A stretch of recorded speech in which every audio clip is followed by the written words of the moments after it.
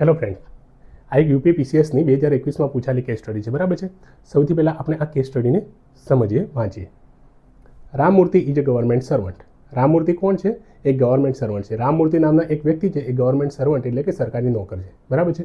અહીંયા ગવર્મેન્ટ સર્વન્ટથી આપણને ફ્રેન્ડ શું સમજાય તો કે આ કયા પ્રકારની કેસ સ્ટડી છે? પબ્લિક સેક્ટરની. આપણને ખબર છે ને, બે પ્રકારની કેસ સ્ટડી હોય. એક પબ્લિક સેક્ટર એટલે જાહેર જીવનની, અને બીજું પ્રાઇવેટ સેક્ટર એટલે ખાનગી ક્ષેત્રની. બરાબર છે. બે પ્રકારની કેસ સ્ટડી હોય.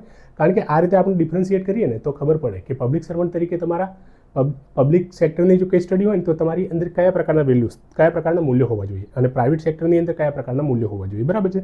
એટલે આ પબ્લિક સર્વન્ટ છે. પબ્લિક સર્વન્ટની અંદર પબ્લિક સેક્ટરની કેસ સ્ટડી આ થઈ ગઈ. તો પબ્લિક સેક્ટરની અંદર એટલે જાહેર જીવનની અંદર કયા પ્રકારના વેલ્યુઝ, કયા પ્રકારના મૂલ્યો હોવા જોઈએ. તો એની અંદર આપણને ખબર છે કમ્પેશન હોવા જોઈએ, ડ્યુટી પ્રત્યે તમારે રહેવું જોઈએ સમર્પિત, ડેડિકેશન હોવું જોઈએ, મોટિવેશન હોવું જોઈએ, તમારી અંદર સોશિયલ સ્કિલ હોવી જોઈએ, ઇમોશનલ ઇન્ટેલિજન્સ હોવું જોઈએ, ઇન્ટિગ્રિટી હોવી જોઈએ, accountability, transparency, beyond call of duty જઈને કામ કરવું પડે. બરાબર છે. તો આ ઘણી બધી એવી કેસ સ્ટડી હોય છે. કોલેજિયાલિટી, સાથે મળીને કામ કરવું પડશે, હાર્ડવર્ક હોય છે, ત્યાં પરસિસ્ટન્ટ રહેવું પડે, ત્યાં પરસિવિરન્સ તમારી અંદર હોવું જોઈએ, ઓબ્જેક્ટિવિટી એટલે કે ફેક્ટ અને એવિડન્સના બેઝ પર તમારે કામ કરવું પડે ત્યાં. બરાબર છે. લોયલ્ટી રાખવી પડે તમારા પબ્લિક સેક્ટરની અંદર, હાયરકીને ફોલો કરવી પડે તમારે, લોની સાથે અબાઇડ રહેવું પડે, રૂલ ઓફ લોની અંદર માનવું પડે, લેટર ઓફ સ્પિરિટ, પછી પ્રેક્ટિકલ વિઝડમથી કામ કરવું પડે. બરાબર છે. પ્રુડન્સથી કામ કરવું પડે તમારી અંદર. તો આવા ઘણા બધા વેલ્યુ છે એ ગવર્મેન્ટ સર્વન્ટની અંદર હોય, એ પબ્લિક સેક્ટરના વેલ્યુ છે. બરાબર છે. તો એ ડિફરન્શિએટ એટલા માટે કરવી જરૂરી હોય છે કે આ વેલ્યુ બધા જે અલગ અલગ હોય છે એ આપણને ખબર પડે કે પબ્લિક સર્વન્ટની અંદર અને એ ખાનગી ક્ષેત્રની અંદર કામ કરતા વ્યક્તિની અંદર કયા પ્રકારના વેલ્યુઝ હોય છે. બરાબર છે. એટલે આપણે શરૂઆતની અંદર જ આ વાંચતા જ આપણને ખબર પડી ગઈ આ પબ્લિક સેક્ટરની કેસ સ્ટડી છે. એટલે જ્યારે આપણે આ આખી કેસ સ્ટડી આખી વાંચીશું તો આપણી અંદર પબ્લિક સેક્ટરને લઈને આપણા અંદર કયા વેલ્યુ હોવા જોઈએ એ આગળ જતાં આપણી અંદર એ આવતા જશે, આપણને સમજાતા જશે. બરાબર છે. તો આપણે આ જોઈ લીધું. સૌથી પહેલાં ફર્સ્ટ લાઈન કે રામમૂર્તિ જે ગવર્મેન્ટ સર્વન્ટ છે. બરાબર છે. અહીંયાથી ફિક્સ થઈ ગયું કે પબ્લિક સેક્ટરની કેસ સ્ટડી છે. And leaves with his old age parents in Indore. આ રામમૂર્તિ શું કરે છે તો ઇન્દોરની અંદર પોતાના ઘરડા મા બાપની સાથે રહે છે. બરાબર છે.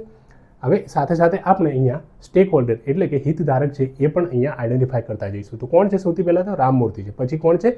એના ઓલ્ડ એજ પેરેન્ટ્સ છે. એટલે અંડરલાઇન કરી દીધી. One day during his field visit he meets 11 old orphan boy. હવે રામમૂર્તિ પોતે ગવર્મેન્ટ સર્વન્ટ છે એટલે ઓબ્વિયસ છે કે એમને ફિલ્ડ વિઝિટ એટલે ક્ષેત્રની મુલાકાતે જવું પડે અલગ અલગ જગ્યાએ. તો એ મુલાકાતે જતી વખતે એમને એક 11 વર્ષના ઓર્ફન બોય એટલે અનાથ બાળકને જોવે છે. એ અનાથ બાળકને મળે છે. 11 વર્ષનું એ બાળક છે અને એ અનાથ છે, એને મળે છે. He was in miserable condition એટલે બહુ ખરાબ હાલતમાં, દયનીય હાલતની અંદર હોય છે. બરાબર છે. અને હોમલેસ એટલે કોઈ એને આશ્રય નથી, એને રહેવા માટે કોઈ ઘર નથી. With no one to take care of him, અને એની કાળજી રાખવા માટે પણ કોઈ નથી. કે સપોઝ અનાથ છે, ઓર્ફન છે એટલે મધર ફાધર તો નથી સાથે. બરાબર છે. પણ સાથે એની કાળજી લેવા માટે બીજા પણ કોઈ, એટલે પરિવારના બીજા કોઈ સભ્યો હોય, કાકા કાકી હોય કે બીજા કોઈ હોય. બરાબર છે. પણ એવા પણ કોઈ નથી. એટલે એક્સ્ટ્રીમ સિચ્યુએશન આવી ગઈ છે અહીંયા. હવે Ramamurthy brings the boy to home.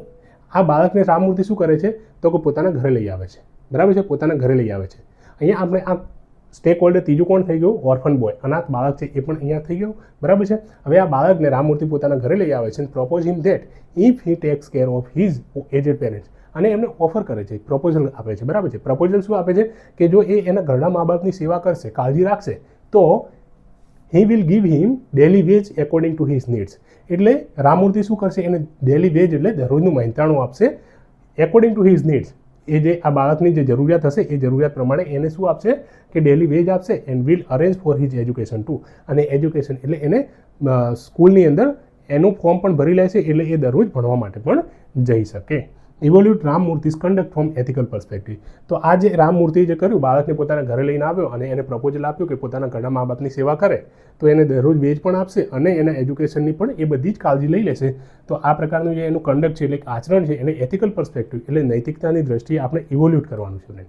નૈતિકતાની દ્રષ્ટિએ ઇવોલ્યુટ કરવાનું છે. બરાબર છે. તો આ પ્રકારની આખી કેસ સ્ટડી છે. હવે સૌથી પહેલાં તો આપણે અહીંયા સ્ટેક હોલ્ડર એટલે કે હિતધારક જોઈ લીધા. હિતધારક કેટલા છે? રામમૂર્તિ છે, ઓલ્ડ એજ પેરેન્ટ છે અને ઓર્ફન બોય છે. 3 છે. બરાબર છે. એ એક્સપ્લિસિટલી અહીંયા લખેલા છે. અહીંયા બીજું શું હોય? 11 યર બોલ્ડ એટલે આ 11 વર્ષનો જ બાળક છે. એટલે કેવો થઈ ગયો? એ ચાઇલ્ડ કહેવાય. બરાબર છે. એટલે એ બાળકને ઘરે લઈ આવે અને એની પાસે જો કામ કરાવે તો એ ચાઇલ્ડ લેબર થઈ ગયો.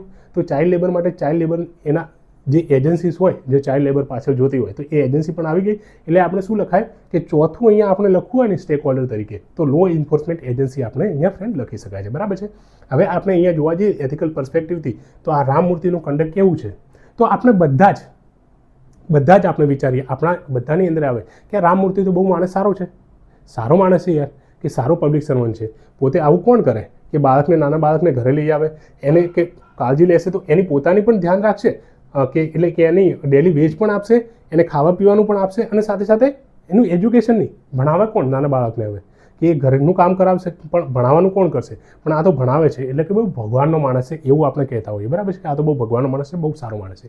એટલે નૈતિકતાની દ્રષ્ટિએ રામમૂર્તિનું કંડક કેવું છે? બહુ બિરદાવા લાયક છે, બહુ સારું છે, બરાબર છે. એની અંદર કોઈ ડાઉટ નથી, બરાબર છે. તો આપણે અહીંયા સૌથી પહેલાં શું કરીએ કે રામમૂર્તિનું કંડક કેવું છે અહીંયા? તો કે રામમૂર્તિ 11 વર્ષના બાળકને અહીંયા ઓફર કરી છે હેલ્પની, તો એ કરુણા એટલે કમ્પેશન એની અંદર દેખાડે છે, બરાબર છે. કરુણા એટલે કમ્પેશન, જે શીખિઝમની અંદર, શીખ ધર્મની અંદર વાત કરે છે કે કમ્પેશન, કરુણા દરેકની અંદર હોવી જોઈએ. તો આ રામમૂર્તિની અંદર કરુણા છે એવું કહેવાય. હવે કરુણા, કમ્પેશન, કમ્પેશન એટલે શું?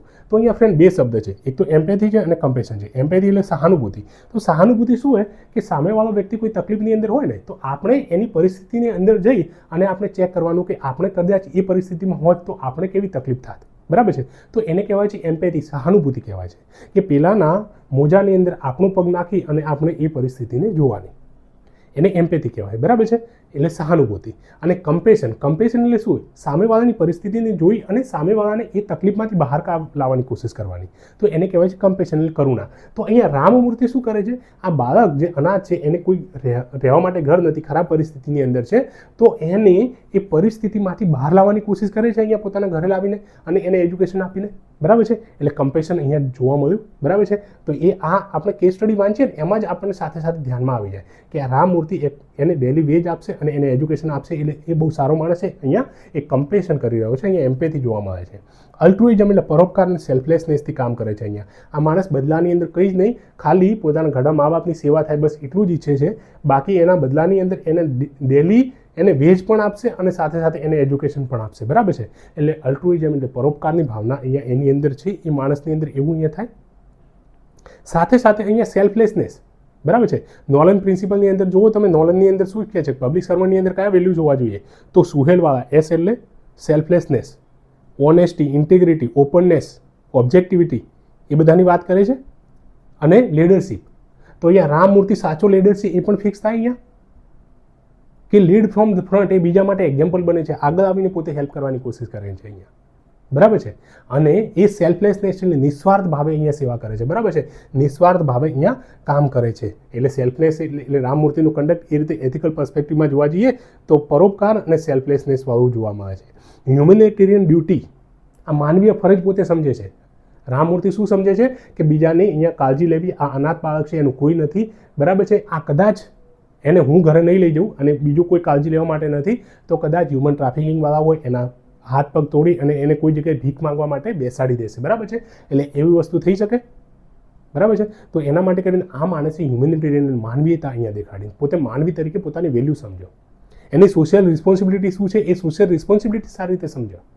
એ રામમૂર્તિ પોતાની સોશિયલ રિસ્પોન્સિબિલિટી એટલે સામાજિક જવાબદારી પોતે નિભાવી, અહીંયા પોતે એ બાળકને પોતાના ઘરે લાવીને, બરાબર છે. એટલે સોશિયલ રિસ્પોન્સિબિલિટી પણ બતાવી અને એને કહેવાય છે સુપ્રેરોગેશન. આપણે અહીંયા લખી શકીએ સુપ્રેરોગેશન એટલે beyond call of duty. Ramamurthy ખાલી પબ્લિક ગવર્મેન્ટ સર્વન્ટ છે, હવે એની એ જવાબદારી નથી કે એ બાળકને પોતાના ઘરે લઈ આવે, એની જવાબદારી નથી, પણ તોય એ સામાજિક જવાબદારી સમજે છે, પોતાને એ બાળકને ઘરે લઈ આવે છે અને પોતાની call of duty, A duty નથી તોય પોતાની કોલ ઓફ ડ્યુટીથી આગળ જઈ અને એ બાળકને હેલ્પ કરવાની કોશિશ કરે છે. એટલે આ સુપ્રેરોગેશનનો પ્રિન્સિપલ છે એ અહીંયા સિદ્ધાંત એ છે એ અહીંયા પ્રૂવ થાય છે, બરાબર છે. એટલું આપણે સમજી ગયા. પછી અહીંયા વેલફેર યુટિલિટેરિયનિઝમનો પ્રિન્સિપલ છે જે મિલનો છે, બરાબર છે. મિલનો પ્રિન્સિપલ શું કહે છે? યુટિલિટેરિયનિઝમ એટલે કે ગ્રેટેસ્ટ હેપીનેસ, ગ્રેટેસ્ટ ગુડ થવું જોઈએ, ગ્રેટેસ્ટ ગુડ થવું જોઈએ, બરાબર છે. તો આ ઓર્ફન બોય એટલે અનાથ બાળક છે, અનાથ બાળકને પોતાના ઘરે રામમૂર્તિ લઈ આવશે તો શું હોય? એને અહીંયા એક તો પેરેન્ટ્સ, ઓલ્ડ એજ પેરેન્ટ્સ છે, પણ એ પેરેન્ટ્સનો એને પ્રેમ મળી રહેશે, બરાબર છે. બીજું અહીંયા એની નીડ પૂરી થઈ જશે, ડેલી નીડ પૂરી થઈ જશે, બરાબર છે. ત્રીજું શું? અહીંયા એને એજ્યુકેશન મળશે. એટલે અહીંયા યુટિલિટેરિયનિઝમનો વેલફેરનો પ્રિન્સિપલ અહીંયા પ્રૂવ થાય છે, તો એ પણ આપણે અહીંયા લખી શકીએ, બરાબર છે. પછી અહીંયા શું લખી શકીએ આપણે કે એજ્યુકેશન અહીંયા મળે છે, બરાબર છે. એજ્યુકેશન હાઈલી એથિકલ છે. એજ્યુકેશન આપે છે આ માણસ એટલે બહુ હાઈલી એથિકલ છે માણસ, બરાબર છે, એવું અહીંયા પ્રિન્સિપલ એ ફિક્સ થાય. કારણ કે એજ્યુકેશન છે, આ શિક્ષણ છે, એ ફંડામેન્ટલ રાઇટ છે, મૂળભૂત અધિકાર છે અને આર્ટિકલ 21(1) અંદર આપેલું છે, બરાબર છે. દરેક બાળકને 14 વર્ષની એજ સુધી એને એજ્યુકેશન લેવાનો અધિકાર છે, મફતની અંદર એ પણ, બરાબર છે. તો એ અહીંયા ફિક્સ થઈ ગયું. એ રામમૂર્તિ અહીંયા કરે છે એટલે એનું કન્ડક્ટ કેવું છે? હાઈલી એથિકલ છે. અને આપણે કન્ડક્ટ એનું એથિકલ પર્સપેક્ટિવથી અહીંયા ઇવોલ્યુટ કરવાનું છે, બરાબર છે. તો રામમૂર્તિ અહીંયા સારો માણસ છે એટલે બધું સારું સારું કરે છે. કદાચ રામમૂર્તિ આ પોતે ઓર્ફન બોયને પોતાના ઘરે લઈ આવે છે, એનું કારણ બીજું પણ શું હોઈ શકે? તો કે દલાઈ લામાનો પ્રિન્સિપલ છે. દલાઈ લામા શું કહે છે? Inner peace for outer peace. રામમૂર્તિને ખબર પડી ગઈ હોય કે જ્યાં સુધી ઇનર પીસ અંદરથી પોતાને શાંતિ નહીં મળે ત્યાં સુધી આઉટર સાઈડ એની જે શાંતિ નહીં આવે, બરાબર છે. અને આ ઇનર પીસ એને ખબર પડી ગઈ. ઇનર પીસ કઈ રીતે આવશે? તો ઇનર પીસ છે કદાચ કોઈ દરિદ્ર નારાયણની સેવા કરવાથી આવશે, બીજા માણસની હેલ્પ કરવાથી આવશે, બરાબર છે. એટલે અહીંયા અનાથ બોય છે એની હેલ્પ કરવાથી એને શું મળે છે? અહીંયા ઇનર પીસ મળે છે. અને inner peace leads to outer peace, બરાબર છે. તો એ દલાઈ લામાનો અહીંયા પ્રિન્સિપલ આપણે લખી શકીએ છીએ. ઓકે, અહીંયા વિવેકાનંદનો દરિદ્ર નારાયણની સેવા એ પણ આપણે અહીંયા લખવું હોય તો લખી શકાય, બરાબર છે. હવે રામમૂર્તિ આ શું કરે છે? અહીંયા એક્ટિંગ ઇન ગુડ સમરિતન. ક્રિશ્ચિયાનિટી એટલે ખ્રિસ્તી ધર્મની અંદર ગુડ સમરિતનની વાત કરી છે કે માણસ ઘણીવાર શું હોય? ગુડ સમરિતનની અંદર પોતાની ડ્યુટી નથી પણ તોય બીજાની પરિસ્થિતિને જોઈને એને હેલ્પ કરવાની કોશિશ કરે. તો આ પ્રમાણે આપણે ત્યાં ગુડ સમરિતન પણ લખી શકાય, બરાબર છે. કે રામમૂર્તિ અહીંયા ગુડ સમરિતનની અંદર આ ઓર્ફન બોયને હેલ્પ કરવા માટે કરીને આ વસ્તુ કરી રહ્યો છે. અહીંયા એરિસ્ટોટલનો વર્ચ્યુ એથિક્સનો સિદ્ધાંત એની અંદર કાઇન્ડનેસ અને બેનેવોલન્સ પર જોર મૂક્યો છે. કાઇન્ડનેસ એટલે દયા પર, એ પણ અહીંયા પ્રૂવ થાય છે, બરાબર છે. એટલે એથિકલ પર્સપેક્ટિવથી આપણે જો આ ઇવોલ્યુટ કન્ડક્ટ કરવાની હોય ને તો આટલા બધા આપણે પોઈન્ટ લખીએ ને તો આપણી કેસ સ્ટડીની અંદર એ આમ આવા સારા સારા પોઈન્ટ લખીએ ને તો સામેવાળાને બહુ એટ્રેક્ટ કરે. એટલે આપણે કયા કયા વર્ડ્સનો યુઝ કર્યો છે અને કઈ કઈ થિયરીનો યુઝ કરીએ છીએ અહીંયા જોઈએ, બરાબર છે. આ તો એક હ્યુમન વેલ્યુવાળું ચેપ્ટર છે, એમાંથી કમ્પેશન અને એમ્પેથી આવી ગયું અને એ શીખ ધર્મની અંદર છે, બરાબર છે. શીખ ધર્મની અંદર લખેલું છે.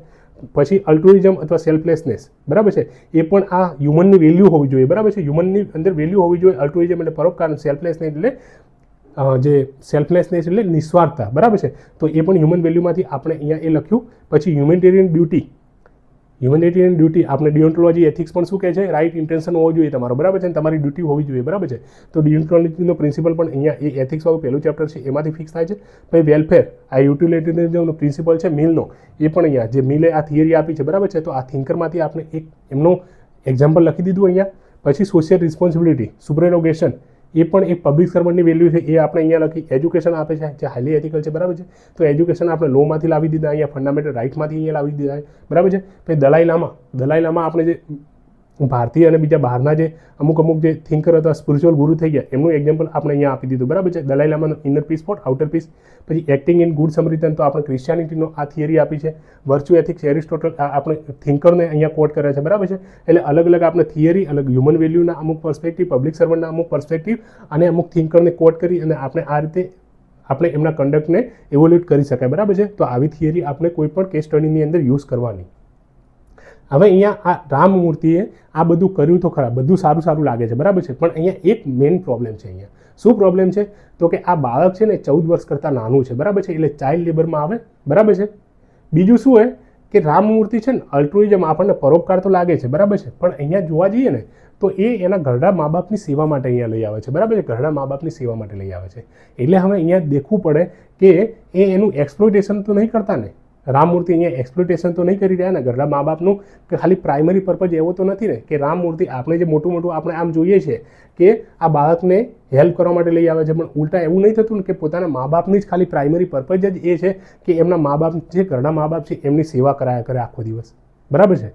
અને એજ્યુકેશનના નામ પર ફોર્મ ભરી લીધું હોય પણ સ્કૂલે બાળકને ના મૂકે, બરાબર છે. એટલે અહીંયા ઇન્ટેન્શન પણ રામમૂર્તિનું જાણવું જરૂરી છે, બરાબર છે. અને અહીંયા જે ચાઇલ્ડ લેબર છે, લેબર લો છે, એ વાયોલેશન થાય છે, ચાઇલ્ડ લેબર અહીંયા થાય છે, બરાબર છે. એવું પણ અહીંયા પ્રૂવ થાય છે, બરાબર છે. એટલે ખરેખર અહીંયા આપણે જે કન્ક્લુઝન આપવું હોય ને તો કન્ક્લુઝનની અંદર આપણે એવું લખી શકાય કે અહીંયા સૌથી પહેલાં રામમૂર્તિનું ઇન્ટેન્શન જાણવું જરૂરી છે. ઇન્ટેન્શન જાણવું જરૂરી છે.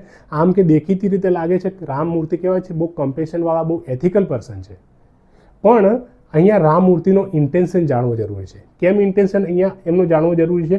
કે એક તો ચાઇલ્ડ લેબર અહીંયા કરાવે છે, બરાબર છે.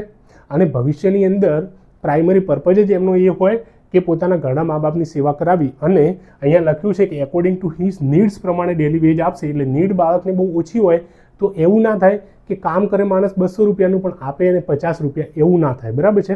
એટલે એ પ્રમાણે એનું એક્સપ્લોઇટેશન ના થાય એ પણ જોવું જોઈએ. એટલે એના માટે ખરેખર આ રામમૂર્તિ આ બાળકને હેલ્પ જ કરવી હોય ને તો એને લીગલી એડોપ્ટ કરી અને પછી આ રીતે પોતાના ઘરે લઈ આવે અને હેલ્પ કરે, તો એ રીતે આપણે લખી શકીએ. એટલે શું હોય, આમ પેલી આપણને છે ને કે એક્શન છે એથિકલ એક્શન છે, પણ કેવી છે, ઇલીગલ છે. કેમ છે આ ઇલીગલ આખું એક્શન?